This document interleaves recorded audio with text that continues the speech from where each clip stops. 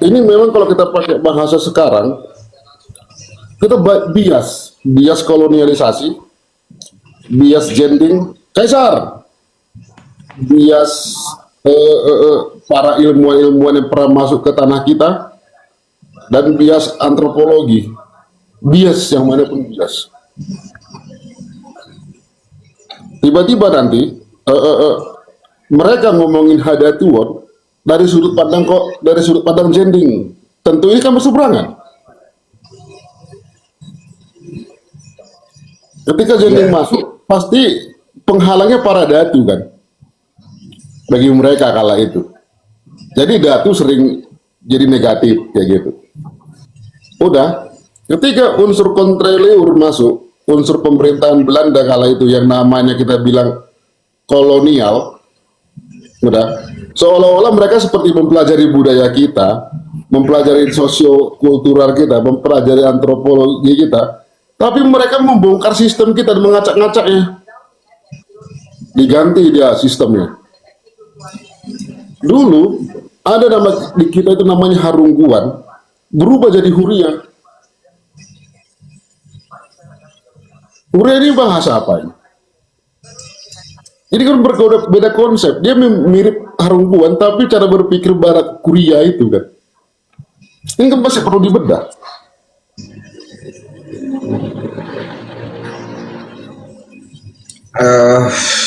Karena satu sisi begini, susah mengucapkan sebuah fakta kalau orang yang kita lawan diskusi, orang-orang yang memang terjebak di dalam penjara dogma.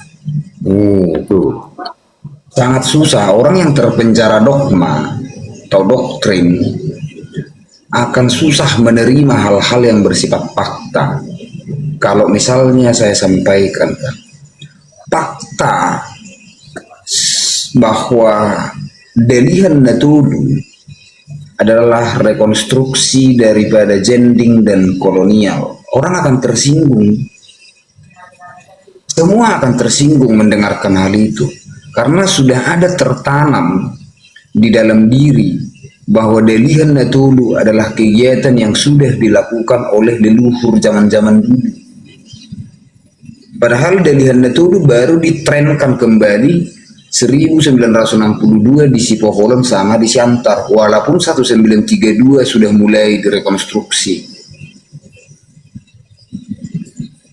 Orang akan bilang itu.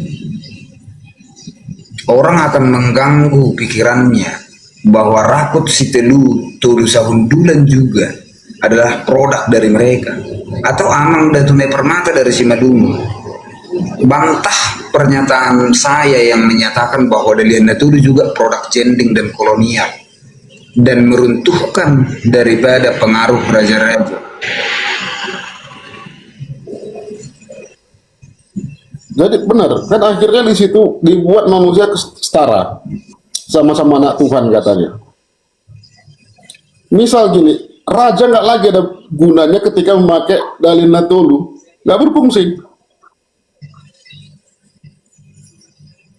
Ini kan aslinya melepas keterhubungan raja dan rakyat jadinya. Nah tiba-tiba raja kalau hula-hulanya memang istrinya itu kan jadi hula-hula ya kan, mau nggak mau harus ke dapur seorang raja. Ini kan lucu.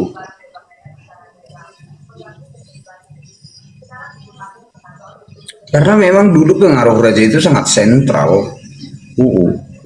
Sangat sentral pengaruh raja itu, yang disunat habis, dipangkas habis. Nah itulah kami nanti biusnya, struktur bius yang memang asli disunat habis, pengaruh bius hilang. Jadi nggak ada mengarahkan masyarakat itu. Yang mereka dengar ya perintah jahitan, nagari, pendua, pendeta, guru sending. Raja ya memang disunat habis pengaruhnya. Iya, raja dan Parbaringin habis.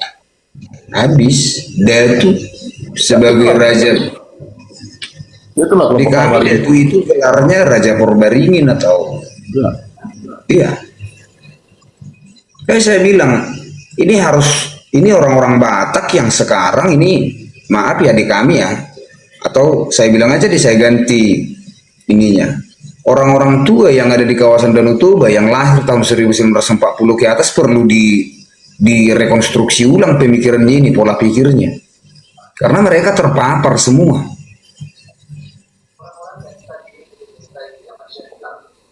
Tapi Gurjen, coba nanti kamu pelajari lagi otaknya itu semua.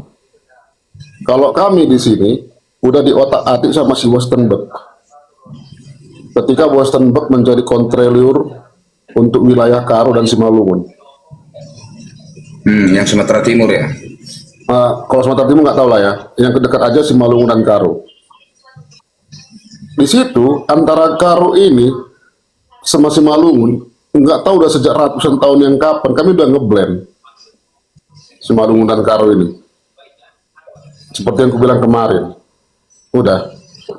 Datang seorang yang namanya Westenberg ini, kan gitu. Dia pun, dia mirip pola pikirnya seperti Snork Hurgenje masuk ke Aceh, Gurjan. Dia mempelajari adat segala macam, dikira awal itu untuk pelestarian adat dan budaya.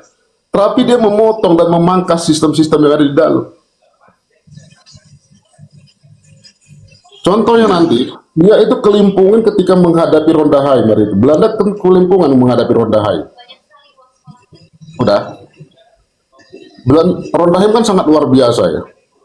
Tapi itu diajar itu dengan teknik kapan dia mati gitu. Lalu tiba-tiba Sang Nawalu, Raja Siantar udah masuk Islam. Yang namanya mereka kan malas ya. Kalau sempat Ini salah satu coba. pengaruh Westenberg. Ya. Dia memang merekonstruksi yang ada di Karo. Itu Karo Simalungun, Gurjen. Itu otaknya semua itu. Disunat habis itu.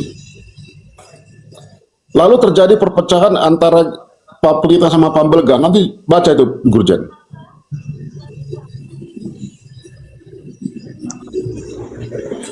Seram itu. Itu polanya mirip banget kayak Snork Hurgenje masuk ke Aceh. Tiba-tiba orang Aceh disuruh semua sholat, udahlah kita berpasrah sama Tuhan saja, nggak usah lagi berperang, itu dosa katanya. Tiba-tiba orang Aceh nggak tahu lagi nggak senjata.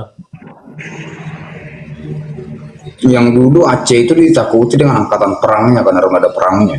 Nah, yang membuat mereka jadi malas perang siapa? Yaitu karena pengaruh surga dan neraka itu. Yang membuat siapa? Snork Hurgenje. Iya, karena saat itu mereka mendekati tokoh-tokoh agama kan. Itu dia mengganti dirinya menjadi namanya Abdul Ghafur. Dia jadi Islam, jadi ulama dia sekaligus orang bule. Jadi dia biar bisa masuk ke dalam. Itu ngerinya ilmu antropologi. Iya, apalagi kalau misalnya saya bekerja sama dengan negara untuk mempolarisasi masyarakat Danau Toba kayaknya gampang ya. Oh di Gampang. marga ini susupkan aja ini, di marga ini susupkan aja ini, bisa ya. Bisa kita pola lagi balik kalau kita mau. Gitu. Tapi apa tega kau? Ya enggak lah. Apa tega? Kita kan mau membenerin ini ceritanya ini. Lalu kita rusak lagi. Nggak mungkin. Nggak mungkin lah. Gitu. Sejak awal kan Simalungun, Karo, ini kan sudah jadi korban kapitalis ya. Kalau tadi Simalungun Karo bersatu kuat, terus mengusung nilai-nilai persaudaraan mereka di wilayah perbatasan, Belanda kalah. Ini harus dipisah. Karena bagi mereka ini dua kekuatan yang luar biasa kalau digabung terus kan kayak gitu.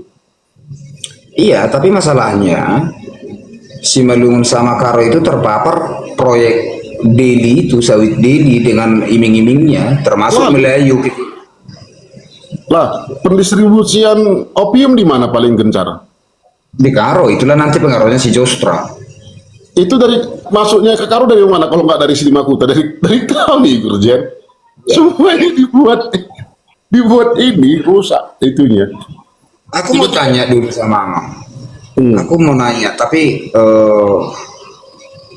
keberadaan Tonggi yang sebagai tempat human trafficking, bagaimana kebenarannya itu, Amang? Karena aku juga mau dalam waktu dekat akan ku kontra catatannya Profesor sorry siapa itu yang dari USU. si Suprayatno. yang apa itu ya, yang bagian balai arkeologi itu ya. Iya, yang Kerlan Jazira. Itu masih apa ya, masih lisan-lisan itu Gurjen. Tapi kalau secara data fakta belum kudapatkan gitu. Cuman kalau cerita-cerita di kampung-kampung kayak gitu itu ada itu memang cerita tentang penjualan manusia di situ. Gitu. Untuk lisan-lisan gitu lah ya. Jadi ini kayak bahasa masih ya nggak populer lah kayak gitu. Nggak populer. Gitu. Tapi kalau kita tengok ya jejak 3 di Tongging itu sangat jelas dia itu naik ketika terjadi bawang lagi bagus-bagusnya di sekitaran wilayah itu gitu. Dan sampai sekarang 3 Tongging itu masih ada walaupun sepi gitu, udah sepi kan, tapi 3 Tongging itu masih ada sampai sekarang gitu.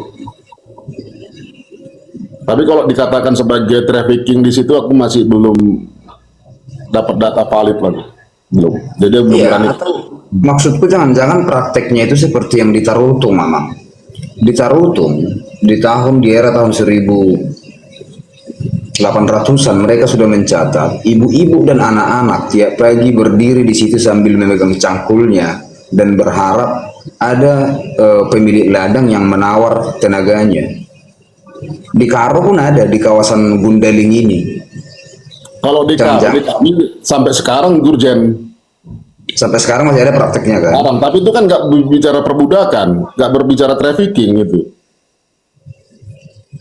Nah, jangan-jangan prakteknya juga seperti itu, Amang. Karena yang aku tahu begini, ada satu orang yang membuat mereka menjadi satu kelompok dan dia yang mengarahkan mereka untuk menjual tenaganya. Ya Dan makanya ada nanti namanya di sini kelompok yang namanya Nande Aron, Bapak Aron katanya itu ketuanya memang. Tapi nah, dengan trafficking itu nggak ada, ini murni pekerja nah ladang. jangan-jangan human trafficking yang mereka maksud seperti itu. Jauh banget lah, Harusnya jauh banget itu, jauh banget, jauh banget, jauh banget. Dan di wilayah $1.000 pun masih ada kayak gitu. Baru di sekitaran masih di sekitaran Merek masih ada. Kabanjai, Beras Tagi masih ada. Masih ada. Itu nanti kalau kamu ke Beras Tagi, pagi-pagi rame di pasar itu untuk dibawa ke ladang itu. Masih rame sampai sekarang pagi-pagi. Itu kan berhubungan tapi dengan memang di Simalungun ada sesuatu yang hilang menurut apa itu? filosofi Habonaron Dobona itu, yang ketika mereka sudah melihat elang atau ayam ya yang dia bersayap api atau semacam apa itu. Ya, Nangkordaha. Itu yang hilang.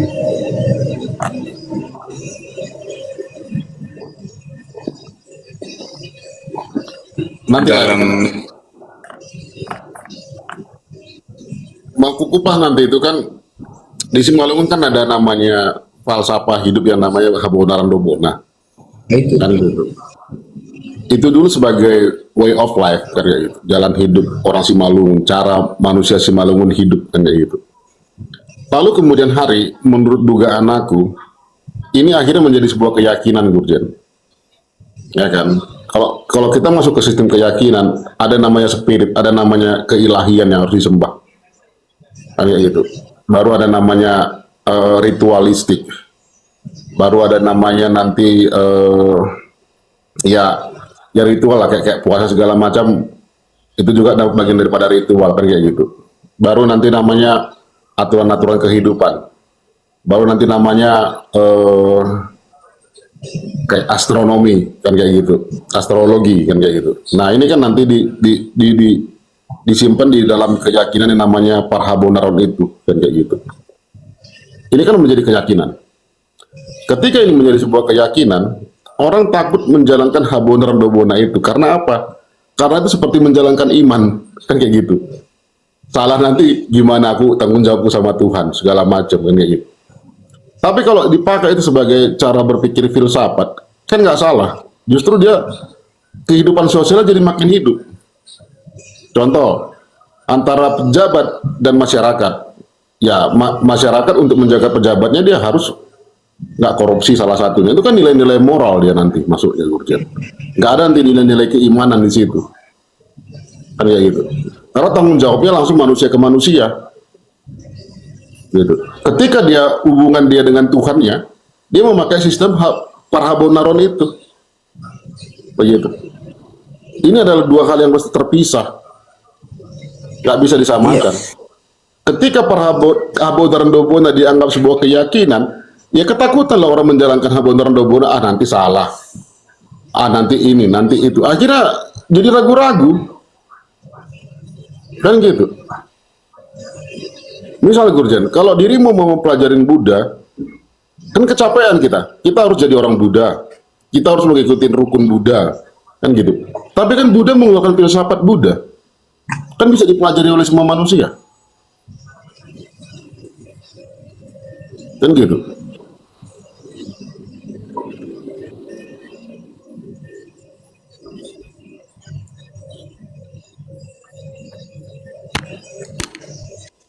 Ya itu si Panoba itu jangan dianggap itu, nggak penting itu. Enggak, dipikir orang berpikir di room ini bisa memaki-maki. Di sini itu ini ruang manusia gitu, ruang manusia dan memang mengadu gagasan, mengadu pikiran, mengadu narasi, bukan ruangan binatang ini. Betul. Ada aja yang bikin rusuh bilang. Ya, padahal itu ngaku-ngaku itu Simalungun itu. Coba, ngaku-ngaku bakal girsang dia itu. Tapi kelakuannya begitu. Kan sakit ya.